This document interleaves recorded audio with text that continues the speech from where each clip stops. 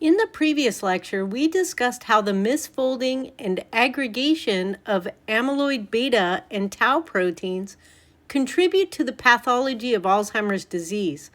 Today, we will step back and ask a deeper question. Why do these proteins begin to misfold and accumulate in the first place? One of the most important risk factors for Alzheimer's disease is aging. In fact, age is the single strongest predictor of disease risk. Neurons are particularly vulnerable to age-related stress because they are long-lived cells. Unlike many other cell types, neurons generally do not divide or regenerate, meaning that they must maintain their protein quality and cellular machinery for decades. To accomplish this, cells rely on systems that maintain proteostasis, or protein homeostasis. These include molecular chaperones, protein trafficking pathways, and protein degradation systems. However, as cells age, the efficiency of these quality-controlled systems gradually declines. As a result, misfolded or damaged proteins accumulate, placing increasing stress on the cell. When these protective systems become overwhelmed, protein aggregation can occur, setting the stage for the molecular pathologies we discussed in the previous lecture. Proteostasis or protein homeostasis refers to the cellular systems that maintain healthy and functional sets of proteins within the cell. Cells must carefully regulate protein synthesis, folding, trafficking, modification, and degradation in order to maintain the correct structure and concentration of proteins. Several coordinated systems work together to maintain this balance. First, molecular chaperones help newly synthesized proteins fold into their correct three-dimensional structures and can assist in refolding proteins that become partially misfolded. When proteins become damaged or irreversibly misfolded, they rely on two major degradation systems to remove them. The first one is the ubiquitin proteasome system, shown in the upper right. In this pathway, damaged proteins are tagged with ubiquitin molecules, which signal that the protein should be delivered to the proteasome for degradation. The second major system is autophagy, shown in the lower right panel. In this pathway, larger protein aggregates or damaged cellular components are enclosed within a membrane vesicle called autophagosomes. Autophagosomes then fuse with lysosomes where their contents are degraded. Together, these systems form the proteostasis network, which prevents the accumulation of toxic protein aggregates. However, during aging, the efficiency of these quality-controlled systems gradually declines. When proteostasis fails, misfolded proteins begin to accumulate, contributing to neurodegenerative diseases such as Alzheimer's disease, Parkinson's disease, and others. In the following sections, we will examine how these proteostasis systems change during the development of Alzheimer's disease. To understand how trafficking failures contribute to neurodegeneration, we first need to review the normal function of the endosome-lysosome system. Endosomes are membrane-bound compartments that function as sorting stations inside the cell. They receive material that has been internalized through the plasma membrane through the process of endocytosis, as well as cargo delivered from the Golgi apparatus. As shown in the diagram on the left, several types of endosomal compartments exist in this trafficking pathway. These include the early endosomes, recycling endosomes, late endosomes, and lysosomes. Most internalized cargo first enters early endosomes, which act as the primary sorting hub. From there, the cargo can flow in several different paths. Some receptors are recycled back to the plasma membrane through recycling endosomes, allowing the cell to restore its sensitivity to extracellular signals. Other cargo continues through the pathway towards the late endosomes and lysosomes, where the contents are degraded. This degradation pathway is important for removing damaged proteins and terminating signaling events. As cargo moves through this pathway, the internal pH of the compartments becomes progressively more acidic, beginning at about pH 6 in early endosomes and dropping to below pH 5 in lysosomes. This acidification helps activate the enzymes responsible for degradation. The diagram on the right illustrates another important function of endosomes: regulation of receptor signaling. When ligands bind to receptors, signaling can begin immediately. However, many receptor-ligand complexes are also internalized into endosomes, where signaling can continue in specialized compartments called signaling endosomes. Depending on the pathway followed, receptors may be recycled back to the membrane, restoring cellular responsiveness, or targeted for degradation, which terminates the signal. This trafficking system therefore plays a critical role in controlling both protein turnover and cellular signaling. Endosomes play an especially important role in neurons because of the extreme size and spatial organization of these cells. While the neuronal cell body, or soma, is similar in size to many other cell types, neurons extend very long processes, such as axons and dendrites, that can span tens of centimeters or even close to a meter in length in humans. This creates a major logistical challenge.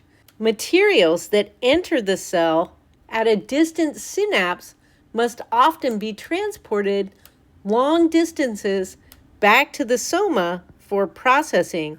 As shown in this diagram, endosomes are distributed throughout different regions of the neuron, including dendritic endosomes, somatic endosomes, and axonal endosomes. These endosomes serve multiple functions. They help regulate synaptic receptor cycling, support synaptic plasticity, and participate in synaptic vesicle recycling. Endosomes are also critical for long-distance communication within neurons. For example, signaling molecules and neurotrophic factors can be internalized at the axon terminal and transported in endosomes back to the soma of the cell in a process known as retrograde transport. As endosomes move along the axon towards the soma, they often become progressively more acidic and mature into late endosomes and lysosomes, where their cargo can then be degraded.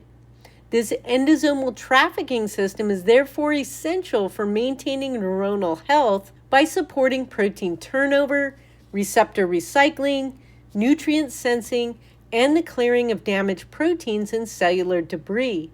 Because neurons rely so heavily on these trafficking systems, disruption in endosome and lysosome function can have particularly severe consequences for neuronal survival.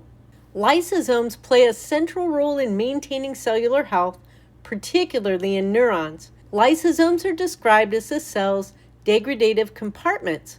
They contain a wide range of hydrolytic enzymes, including proteases, nucleases, and lipases that break down proteins, nucleic acids, and lipids. These enzymes function optimally in a highly acidic environment, with lysosomal pH typically around 4.5 to 5. Even small changes in pH can significantly reduce the activity of these enzymes and impair degradation. In neurons, lysosome function is especially complex because of the large size and polarized structure of these cells. Materials that need to be degraded may originate very far away from the cell body, requiring lysosomes and endosomal compartments to be transported along axons and dendrites. However, lysosomes are not simply cellular waste disposals. They also function as important signaling and metabolic hubs. For example, lysosomes help regulate nutrient and energy sensing through pathways such as mTORC1, which controls cellular metabolism and protein synthesis. Lysosomes can also influence synaptic function and plasticity, in part through calcium signaling and through interactions with other organelles. As illustrated in this diagram, lysosomes can form contact sites with mitochondria and other organelles, allowing the cells to coordinate metabolic activity and stress responses. Because neurons depend so heavily on these systems for protein turnover, nutrient sensing, and organelle communication, lysosomal dysfunction can have profound effect on neuronal health and has been strongly linked to neurodegenerative diseases such as Alzheimer's and Parkinson's disease. In Alzheimer's disease, defects in lysosomal function contribute to impaired clearance of protein aggregates, allowing toxic species such as amyloid-β and tau to accumulate. Earlier in the course, when we discussed rapamycin, we introduced the concept of autophagy and its connection to the mTOR signaling pathway. Recall that mTOR acts as a nutrient energy sensor in cells. When nutrients are abundant, mTOR is active and promotes cell growth and protein synthesis. However, when mTOR activity is inhibited, such as by rapamycin or during nutrient stress, cells activate autophagy, a recycling pathway that helps maintain cellular homeostasis. Autophagy is a lysosome-dependent degradation process that allows cells to break down and recycle damaged proteins, organelles, and other cellular components. This process begins with the formation of a membrane structure called a phagophore, which often originates from the endoplasmic reticulum. As the membrane expands, it surrounds the cellular material, such as misfolded proteins, damaged mitochondria, or other protein aggregates. When the membrane closes, it forms a double membrane vesicle called the autophagosome. The autophagosome then traffics through the cell and eventually fuses with the lysosome, forming a structure known as the autolysosome. Inside the autolysosome, lysosomal enzymes degrade the contents, and the breakdown products, such as amino acids and fatty acids, are exported back to the cytoplasm, where they can be reused for metabolism and biosynthesis. In neurons, autophagy is particularly important because these cells must survive for decades and cannot easily be replaced. Efficient removal of damaged proteins and organelles is therefore critical for maintaining neuronal health. Disruption of autophagy has been strongly linked to neurodegenerative diseases, where the accumulation of protein aggregates and damaged cellular components contributes to neuronal dysfunction and cell death. In addition to the lysosomal degradation and autophagy, cells also use another major protein quality control pathway known as the ubiquitin proteasome system, or UPS. While autophagy primarily degrades large structures such as protein aggregates, damaged organelles, or bulk cytoplasm, the ubiquitin proteasome system is specialized for degrading individual proteins. In this system, proteins that need to be removed are first tagged with a small protein called ubiquitin. This tagging process occurs through a 3-enzyme cascade involving E1, E2, and E3 enzymes. The first E1 enzyme activates the ubiquitin using ATP. The ubiquitin is then transferred to an E2 conjugating enzyme. Finally, the E3 ligase recognizes the substrate, or the target protein, and transfers ubiquitin onto that substrate. Multiple ubiquitin molecules are typically attached to form a polyubiquitin chain, which serves as the signal that that protein needs to be degraded. The tag protein is then recognized by the 26S proteasome, a large multi-protein complex that unfolds the protein and degrades it into small peptide fragments. This pathway is essential for protein quality control, allowing cells to remove damaged, misfolded, or unnecessary proteins. In neurons, efficient operation of the ubiquitin proteasome system is particularly important because these cells must maintain their protein homeostasis for decades. Disruption of this system can allow misfolded proteins to accumulate, contributing to neurodegenerative diseases such as Alzheimer's, Parkinson's, and Huntington disease. So we've now discussed several cellular systems that work together to maintain what is known as proteostasis or protein homeostasis. Proteostasis refers to the cellular network responsible for maintaining the correct balance of protein synthesis, folding, trafficking, and degradation. This network depends on multiple interconnected pathways.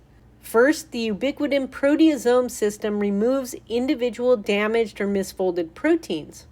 Second, autophagy and lysosomal degradation allows cells to remove larger structures, including protein aggregates, damaged organelles, and other cellular debris.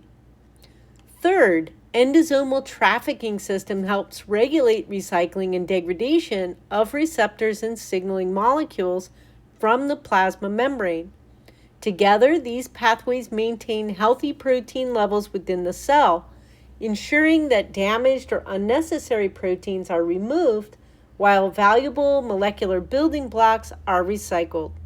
These systems also help regulate cell signaling, molecular transport, and communication between cellular compartments. When functioning properly, the proteostasis network keeps cells healthy by preventing the accumulation of misfolded or toxic proteins.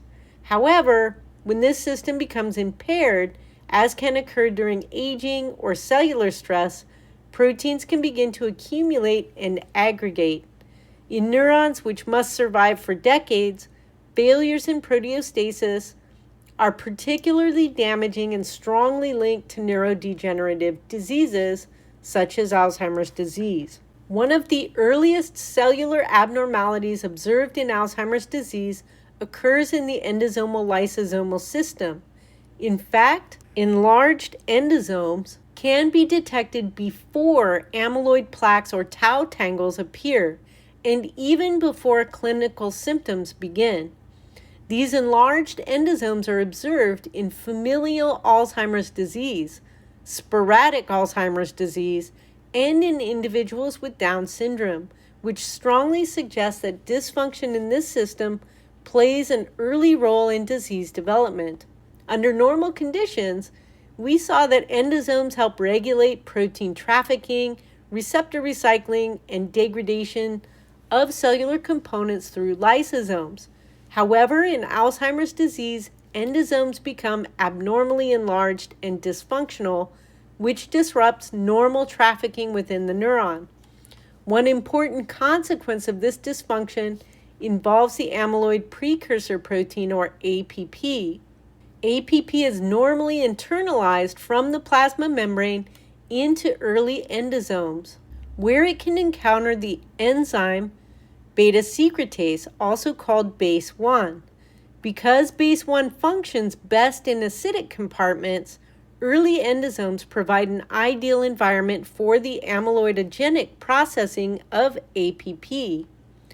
When endosomal trafficking becomes impaired, APP and BASE1 remain together for long periods of time, which increases the production of amyloid-β peptides. This creates a positive feedback loop where endosomal dysfunction promotes amyloid-β production, and amyloid-β further disrupts cellular trafficking pathways.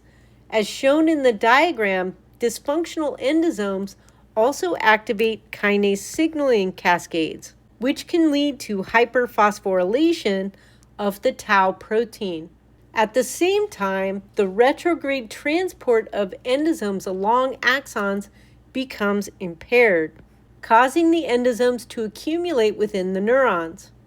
These changes ultimately contribute to dendritic spine loss, impaired synaptic signaling, and neuronal dysfunction, which are key features underlying cognitive decline observed in Alzheimer's disease.